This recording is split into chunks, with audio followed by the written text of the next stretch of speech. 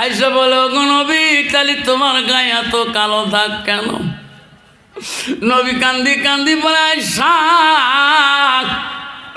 সেই দিনের কথাগুলি মনে করে দিও না, আমি বড় কষ্ট পাই। আয়েশা বলছে, নবী গো, কোন দিনের কথা? নবী বলছে, আয়েশা রে, আমি যখন তাইফের জমিনে ইসলাম প্রচার করতে যাই, তাইফবাসীরা আমাকে চিনতে পারে নাই। তাইফের যুবকরা, তাইফবাসীরা আমাকে পাথর মারি, তাইফের জমিনে আমার শরীরটা কালা করে দিছে। আয়েশা রে, তাইফের জমিনে পাথরের বাড়িতে আমার শরীরটা কালা কন্ন বানিয়ে দিছে। আয়েশা রে, তাইফের জমিনে পাথরের বাড়িতে আমার গার সাদা কাপড়গুলা রক্ত রঙিন হয়ে গেছে। আয়েশা রে, আমার রক্ত দিয়ে আমার পায়ে জুতা পর্যন্ত কল কল শব্দ হয়েছে। আয়েশা, তাইফের জমিনে আমি সেই দিন ঢুলি পড়ে গেছিলাম। আয়েশা রে, সেই দিনের কথা মনে করে দিও না, আমি নবী বড় কষ্ট পাই। আয়েশা কাঁদি কাঁদি বলছে, নবী গো, আল্লাহ কি তোমার সঙ্গী হয় নাই সেই দিন? আয়েশা রে, সেই দিন আল্লাহ জিবরাইল পাঠিয়ে দিয়েছিল। জিবরাইল যান, আমার হাবিব কান্দে রে, জিবরাইল তাইফের জমিনে যা। আয়েশা রে, সঙ্গে সঙ্গে জিবরাইল আসছে। জিবরাইল আসি বলছি, আর রাসূলুল্লাহ, হাবিবুল্লাহ, নবী কান্দেন না। লাব্বাইক, আমি হাজির। ওগো নবী, কান্দিস না। আমি জিবরাইল আসলাম, আপনার জবান দিয়ে যা বলবেন গো নবী, আমি জিবরাইল তাই করে দিয়ে যাব। নবী গো, তাইফের জমিন যদি উলট পুলট করা লাগে, উলট পুলট করে দেব। ওগো নবী, তোমরা কাঁদবে না, আমি জিবরাইল আসলাম আল্লাহর হুকুমে। আয়েশা, সেই দিন আমি জিবরাইলকে বলছিলাম, জিবরাইল যা, ফিরে যা, ফিরে যা। আমি নবীজি, আমি দুনিয়াতে প্রতিশোধ নিতে আসি নাই। আজ জিবরাইল, তাইফের মানুষ বোঝে না, আমাকে চেনে নাই। আমি নবী মারা যাব, এই জগতে পৃথিবীতে থাকবো না। একদিন পৃথিবীর জমিনে এই তাইফের বংশ থাকি আমাকে না দেখিয়া নবী বলি মানি নিবে। বন্ধুগণ, আমার একজন দুলে ভাই ছিলেন, এলাহাবাদী আছে, 2022 মদিনায় যায়। এই আংটিটা মদিনাতে আমার জন্য আনছে। এটা মদিনার আংটি। আমাকে বলছে, মাওলানা রে, আমি যখন মদিনার মার্কেটে যাই, তোমার হাতে রূপা এই পাথরটা মদিনার থেকে কয় রিয়াল টাকা দিয়ে আনছি। তখন একটা তাইফের বাসির দেখা হয়। আমি তখন আরবি দিয়ে বলি, তুমি কি তাইফের মানুষ? বলে হ্যাঁ। এখন আমি বলছি, তাইফের জমিনে নাকি নবীজি কষ্ট পাইছে। আমি কথাটা কেন বা বললাম, লোকটা এমন একটা চিক্কু দিল, চিক্কু দিয়ে জমিনে পড়ে যার বলে, আল্লাহ, দুনিয়ার মানুষ তাইফের ইতিহাস ভুলবে না। কিয়ামত যতদিন হয় নাই, অতদিন তাইফের ইতিহাস পৃথিবীতে থাকবে। তাইফবাসীরা এলো কান্দে রে, আমার নবী আমাদেরকে সাফায়াত করবে কি না। দয়ার নবী, প্রেমের ছবি আর আসবে না। সবাই কন, দয়ার নবী, প্রেমের ছবি আর আসবে না জগতে। হাসরের দিনে উম্মতের বিনে, হাসরের দিনে উম্মতের বিনে যাবে না নবীজি বেহেশতে। দয়ার নবী প্রেমের ছবি আর আসবে না জগতে। নবী আমার সত্যিকাল জিন্দাগি কানছে বড় উম্মতি। সত্যিকাল জিন্দাগি কানছে বড় উম্মতি।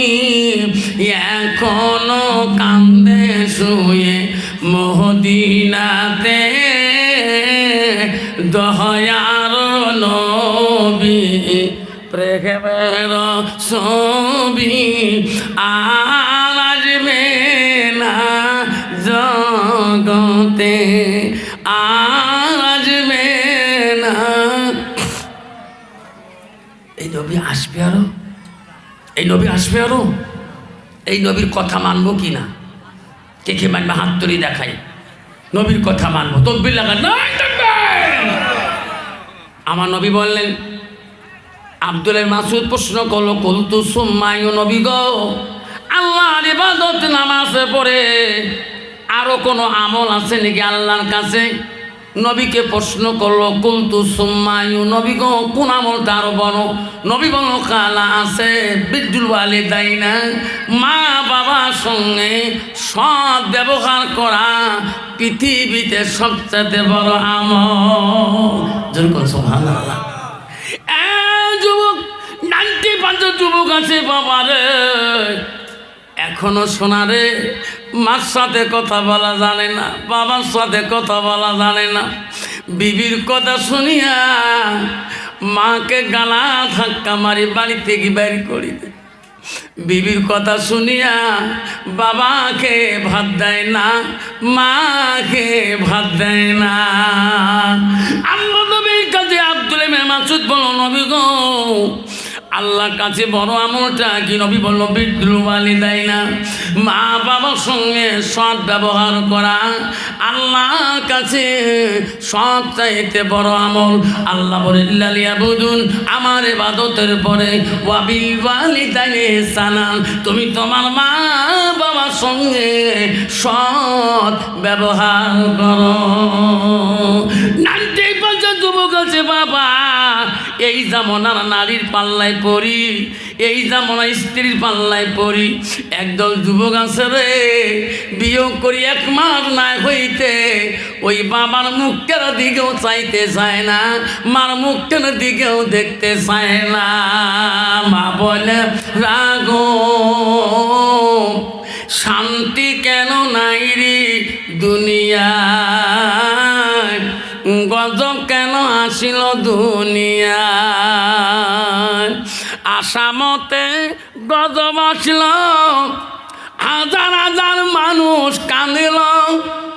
আসামতে গজব কইল, হাজার হাজার মানুষ কাঁদিল। বিদিনের জ্বালা মা বোনের গো, শান্তি কেন নাই রে দুনিয়ায়, গজব কেন আসিল দুনিয়ায়। মদের বাজারে গরম হল, জুগান কোটে মানুষ যায়। বাপের ভিটা থুয়া দিয়া ঘর জামাইয়ে বেটা হয়, বাপের ভিটা থুয়া দিয়া ঘর জামাইয়ে বেটা হয়। বেড়া বলে স্বাধীনী হবে, মেয়েরা বলে স্বাধীনী হবে, আরে পুরুষের দরকার নাই। পুরুষ নিয়ে কি করিব, নিজের কামাই নিজে খাই। পুরুষ নিয়ে কি করিব, নিজের কামাই নিজে খায়। কত নারী আছে আমার আসামের মধ্যে গল্প করে বুঝন কে আল্লাহ দিলে স্বামী না পুষলে এলা চলে কে আমার মামা এখন অরুণোদয় দেয়, তোমার দিদি এখন লক্ষ্মীর ভাণ্ডার দেয়, তোমার তি আসে না আছে, আমার তি দিছে ঘরে ঘরে অরুণোদয়। ইস মেয়েরা এত খুশি, কবু আল্লাহ দিলে মাসে মাসে টাকা ঢোকে, কিসে করিস তুই স্বামী, তোর মতো তুই চলত। তোমাদের বাংলার জমিনে আছে লক্ষ্মীর ভাণ্ডার, যেরকম ঠিক না ঠিক। মেয়েরা বলে স্বাধীন হবে, মেয়েরা বলে স্বাধীন হবে, আর পুরুষের দরকার নাই। পুরুষ নিয়ে কি করিব, নিজের কামাই নিজে খাই। পুরুষ নিয়ে কি করিব, নিজের কামাই নিজে খাই। মা বোনেরা গো, মা বোনেরা গো, শান্তি কেন নাই রে দুনিয়ায়, গজব কেন আসিল দুনিয়ায়। গুজরাটে গজব খলো, আন্দামানে গজব খলো, হাজার হাজার মুমিন কালো বিদিনের জ্বালা। মা বোনেরা গো, শান্তি কেন নাই রে দুনিয়ায়, গজব কেন আসিল দুনিয়ায়। নিজের বাপকে বাপ বলে না, নিজের বাপকে বাপ বলে না, শ্বশুরকে যে আব্বা কয়। মার কপালে ভাত জোটে না, শাশুড়িকে আম্মা কয়। আম্মা আছে না, কত যুবক আছে নিজের মাক মাও না খায়, শ্বশুর বাড়ি যে ঈদের দিন বউ গিয়েছে ইএমআ গাড়ি পাইছে, পালসার পাইছে, একে নিয়ে যে বেড়ি বাড়ি যে শ্বশুরকে আম্মা সালাম আলাইকুম, তোমারও গজব হোক মোরও গজব হোক, সালাম আলাইকুম, তোরও গজব হোক মোরও গজব হোক। এইরকম সালাম আছে না কতগুলো, সং সং ইঞ্জা কয় সালাম আলাইকুম, তোমারও গজব হোক মোরও গজব হোক। নিজের বাপকে বাপ বলে না, নিজের বাপকে বাপ বলে না, শ্বশুরকে যে আব্বা কয়। মার কপালে ভাত জোটে না, শাশুড়িকে আম্মা কয়। মার কপালে ভাত জোটে না, শাশুড়িকে আম্মা কয়। মা বোনেরা গো, ভাই বন্ধু গো, শান্তি কেন নাই রে দুনিয়ায়, গজব কেন আসিল দুনিয়ায়। আল্লাহ নবীর দরবারে একটা মহিলা আসলেন, আসি মহিলাটা বলে ইয়া রাসূলুল্লাহ, আমি তোমার কাছে একটা আবেদন করতে আসলাম। নবী বলল, মা তুমি কে, কিসের আবেদন? নবী গো, আমি এই জন্য আসলাম, আমার স্বামী বড় অসুস্থ, আমার স্বামীর জবান বন্ধ হয়ে গেছে, আমার স্বামী কথা বলতে পারে না। ওগো নবী, আপনি দোয়া করলে আল্লাহ মনে হয় ক্ষমা করবে। নবী বলল, মা তোমার স্বামীকে আমি তো চিনি না। মহিলাটা বলল, হুজুর আমার স্বামী হলো তোমার একজন সাহাবী। জোরে কোন সুবহানাল্লাহ। নবী বলল, কোন সাহাবী? কইছে, হুজুর আমার স্বামী হলো হযরতে আলকামা, আমি আলকামার স্ত্রী। আলকামা কি হয়েছে? ওগো নবী, জবান বন্ধ হয়ে গেছে, কথা বলতে পারে না, বড় অসুস্থ। আমি তোমার কাছে একটু দোয়ার জন্য আসলাম। নবী বলে, আই আলিক, আই বেলাল রে, আমার সাহাবী আলকামা বড় অসুস্থ রে। ওনার বিবির মুখে শুনলাম, যাও তাড়াতাড়ি প্রমাণ করে এসো আলকামা সুস্থ না ভালো। যতক্ষণ তোরা খবর আনবে না, অতক্ষণ আমি নবী শান্তি পাবো না। হযরতে বেলাল, হযরতে আলী লাফ দিয়ে আলকামার বাড়ি মুখে দৌড় মারল।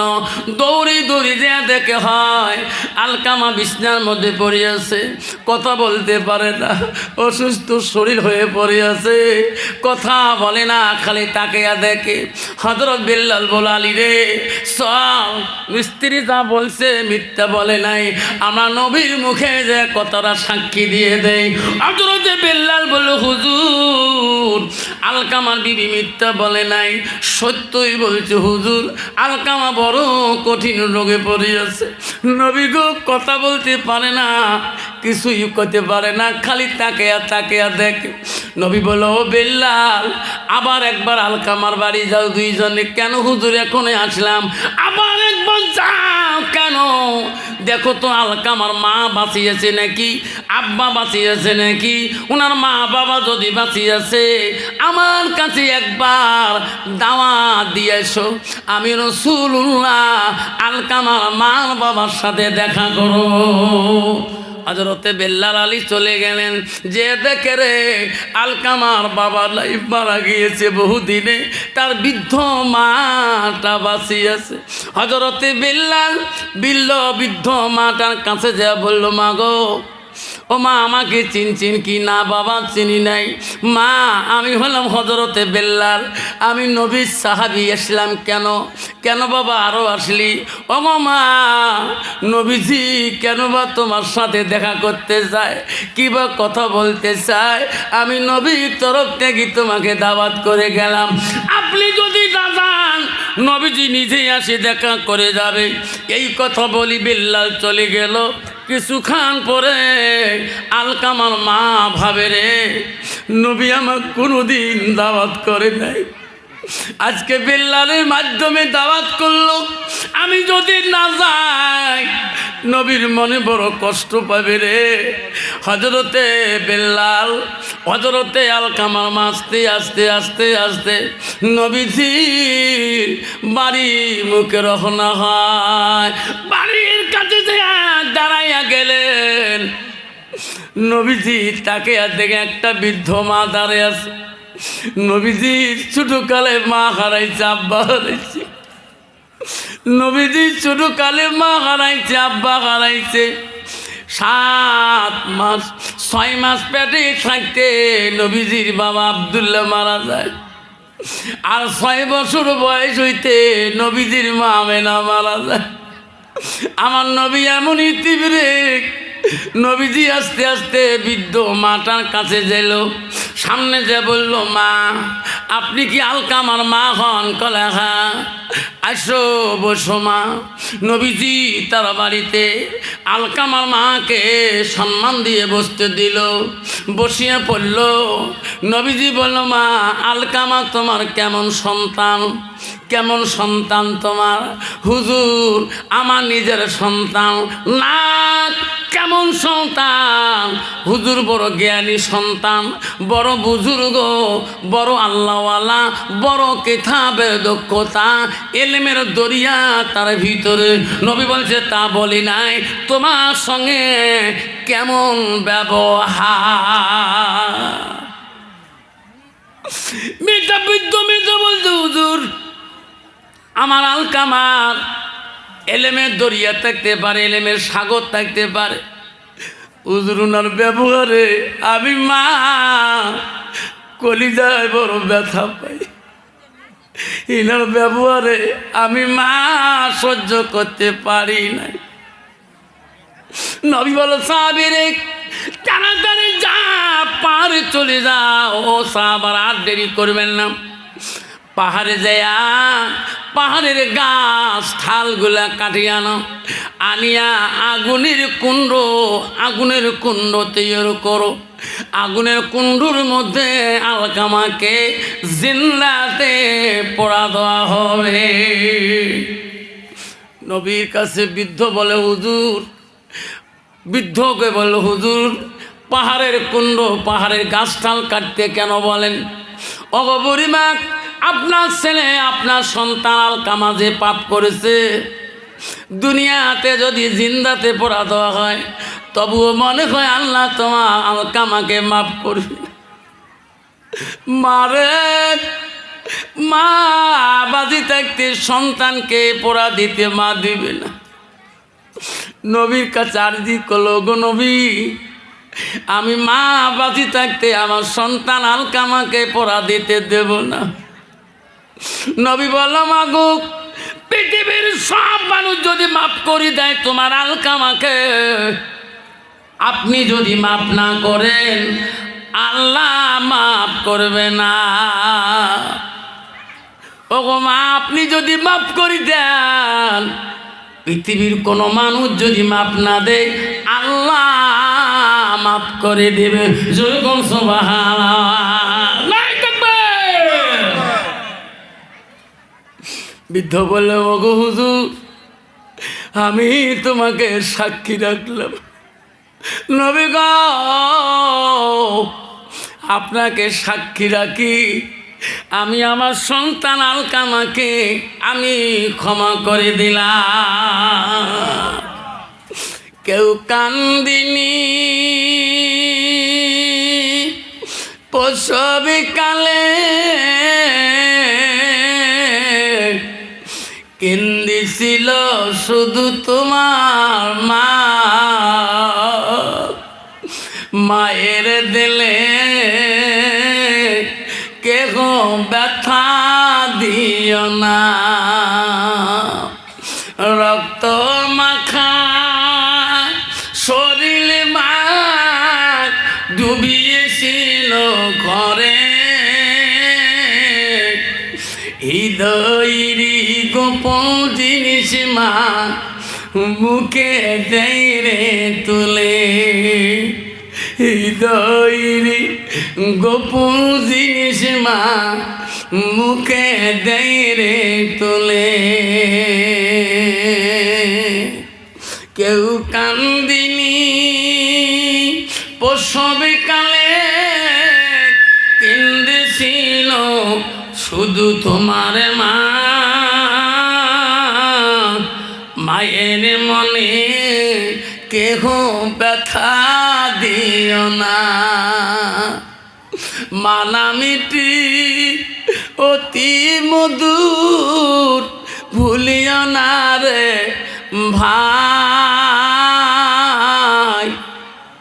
মায়ের মতো আপনজন পৃথিবীতে নাই। মায়ের মতো আপনজন পৃথিবীতে নাই। ও মা, তুমি অমর হয়ে থাকো মোর জীবনে তরে। তুমি মা মইরা গেলে কান্দব নিশারাইতে। আব্বা বসুন, বাবা বসুন, দোয়া হবে। আব্বারা বসুন, দোয়া হবে। আব্বারা একটা হাদিস বলে শেষ করতেছি, বসুন, দোয়া করব। বাবা শোনেন, দোয়া হবে। বাবা বসুন, দোয়া একটু দোয়া করে যাবেন। আল্লাহ রসুল বললেন, শুনে হাদিসটা, ইজা মাতাল ইনসানু ইয়ানকাতানহু আমালাহু ইল্লা মিন সালাসাতিন। নবী বললেন, মানুষের মৃত্যুর পরে মানুষের সদামল নেক আমলগুলা পৃথিবীর জমিনে বন্ধ হয়ে যায়। নবী বলে, ইল্লা মিন সালাসাতিন, তিনটা আমল কবরবাসীর জন্য বন্ধ হয় না। এক নম্বর নবী বলল সাদাকাতুল জারিয়া, যারা দুনিয়াতে মার নামে বাবার নামে সাদগা জারিয়া করবে, দান খয়রাত করবে। নবী বলল তার আমল কবরবাসীর জন্য বন্ধ হবে না। নবী বলল আলমিহি আনতাবাহু বিহি শাইয়ান, যারা এলেম শিখবে অপরকে শিক্ষা দিবে তার আমলগুলা মা শুয়ে শুয়ে পাবে। নবী বলল আওলাদুন সালেহুন ইয়াদুলাহু, নেক সন্তানের দোয়া বাবা মা কবরে শুয়ে শুয়ে পেয়ে থাকে।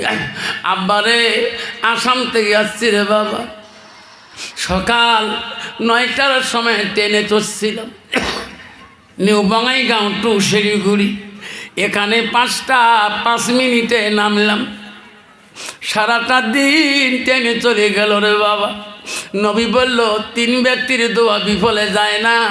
নবী 1 নম্বর বলে, হুজুর আজকে আমাদের উদলা বাড়িতে আসি, আমার কথাগুলো হুজুর একদম সবগুলো বাস করে দিবেন। আছে কয়দিন আগে মুইয়ে রহিমে বাবু ঠিকই সঙ্গে হে বেসরা হে দাঁত হ্যাঁ ভাঙি গেছে ভূত কোষ নিয়ে হঠাৎ করে কথাগুলো মনে করি দেখো দেখতে এলে কোন কথা মনে করে দিবে নাকছে কয়দিন আগে মুইও ঢিকেছি বু আগুন তাপাইতে ওই বারে বারে চা চায় মারচং ঢিকে আছে দাঁত ভাঙা শেষ কইসিনে বু ওই দিন থেকে বেসা আওয়া ওইও নাই দাঁতের বিষয় কী কম ডাক্তারখানা নিয়ে গেছো আমারে ফার্মাসি দেওয়ার হয় মোকালাকে ভাবি দাদা না কালকে ভাল মানুষ দিয়ে আজকে দাঁত ক্যাঙ্গড়ি পড়ি কয় জানিস নে কং আর উ তো কবার না ভাই যে মোর বউ দাঁত দেখি ভাঙছে কবে কোনো দিন জীবন বেরিয়ে গেলেও কবার নয় লাস্টত কী করবো বললে কথা কালকে আফসার হুজুর বাড়িতে বাস করে দিছি আউলি দিছে বউ কোষ এলো আর শুনি যে কল যে খাই থাকাও থাউ করে এমনি বেচার সাথে আওয়াবই নেই ওই দিন থাকি বেচারা চাও চায় না ভাতও চায় না ভাত দিলে খায় না দিলে না খায় চা দিলে দেয় না হলে না খায় ও আর শুনি চলে গেলো তুই তো নামাজ পড়ে ফজর নামাজ পড়বে গেল মুইও বাড়িতে ওই নিন ধরে না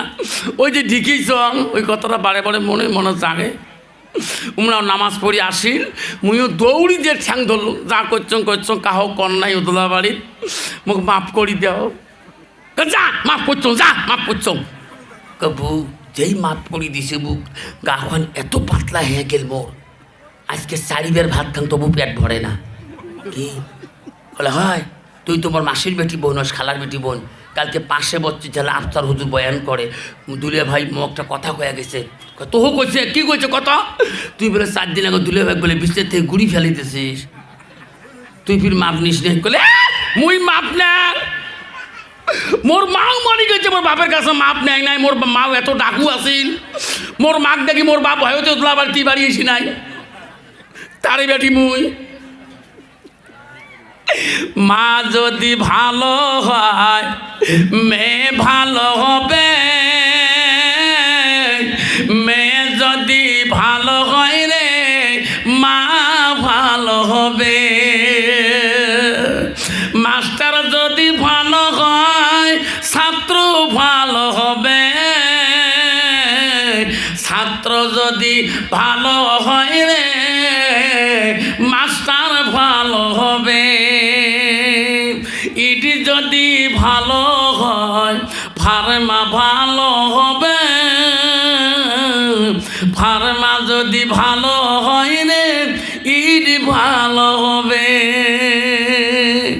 এমন জাতের কচু আছে অল্প জালে সিদ্ধ হয় এমন জাতের মেয়ে আছে অল্প কথায় বুঝিয়া পায় এমন জাতের কচু আছে অল্প জালে সেজে না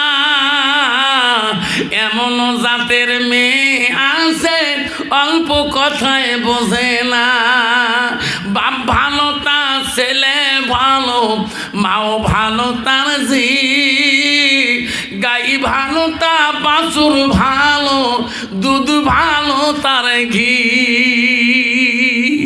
যেরকম ঠিক না পিঠি জোরে বলো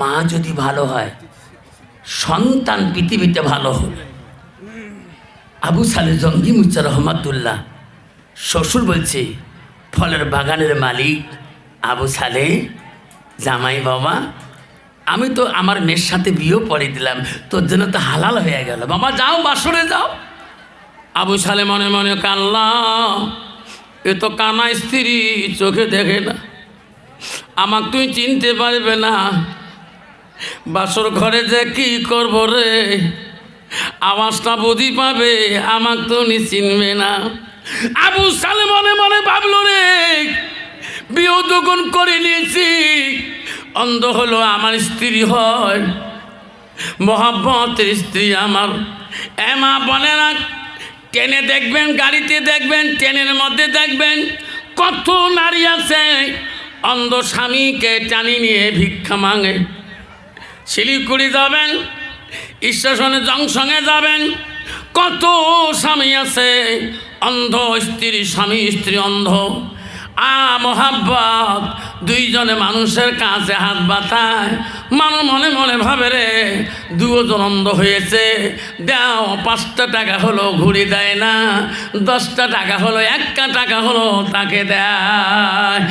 মা বলে রাখ, ওই অন্ধ মেয়েটা ভাবে আমার স্বামী অন্ধ হতে পারে, আমি অন্ধ হতে পারি, আমার স্বামী রে আমি নারী কত আল্লাহর কাছে দামি। জোরে কোন সুবহানাল্লাহ। মা বোনেরা, আবু সালে জঙ্গি মুসা রহমাতুল্লাহ মনে মনে ভাবিল, বিয়ে যখন করি নিয়েছি, শ্বশুর বলছে আমার মেয়ে অন্ধ, দেখি শ্বশুরের কথা মতে আমার অন্ধ বিবির সাথে কথা বলি। বাসর ঘরে আবু সালে জঙ্গি মুসা রহমাতুল্লাহ গেলেন, ঘরের ভিতরে ঢুকলেন। হায় রে, ঘরের ভিতরে বাসর ঘরে ঢুকিয়ে যে দেখে বিশাল এক সুন্দরী রূপবতী নারী পালঙের উপরে বসে আছে।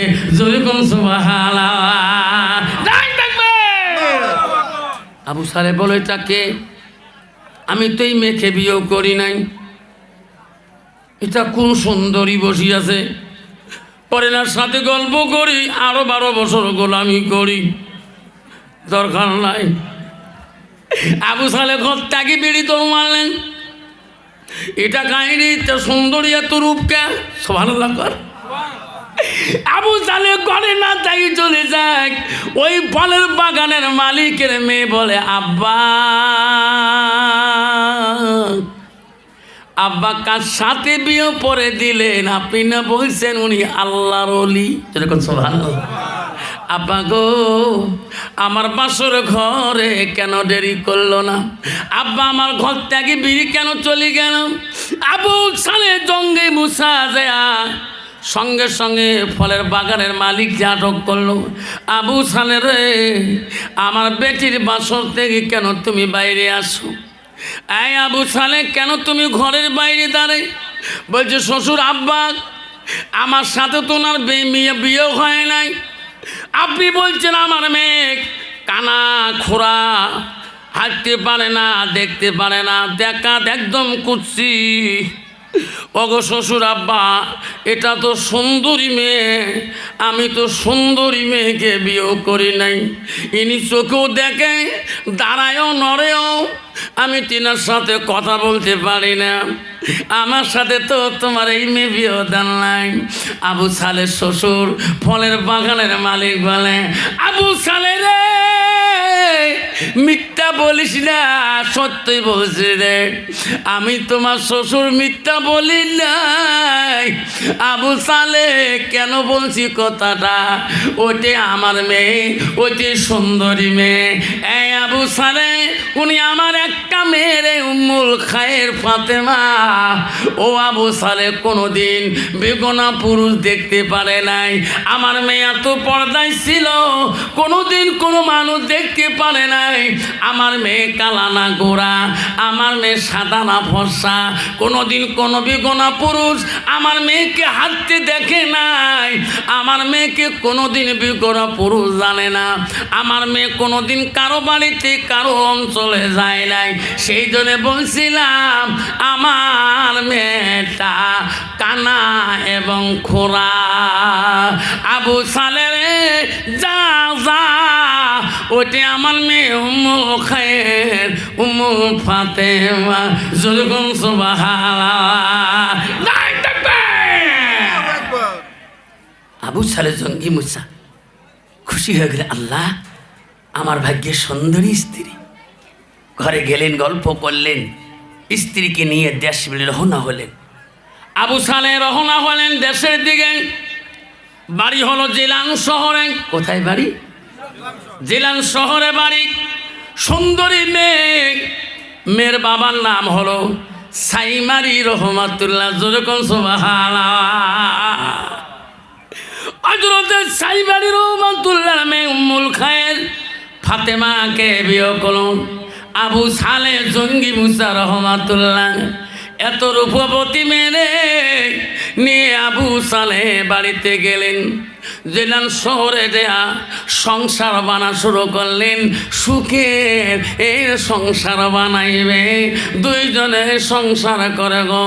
অদলা বাড়ির মা বলে না, আমারা তোমার বাড়ি ছিল কোথায়? ময়নাগুড়িতে। কোথায় ছিল ধূপগুড়িতে? কোথায় ছিল ফালাকাটায়? কোথায় ছিল ইসলামপুরতে? কোথায় ছিল জটিয়াকালীতে? কোথায় ছিল ফুলবাড়িতে? কোথায় ছিল শিলিগুড়িতে? আজকে তোমার উতলা বাড়িতে আসিয়া সুখের একটা সংসার তুমি বানিয়ে নাও। যেরকম ঠিক না বিধি।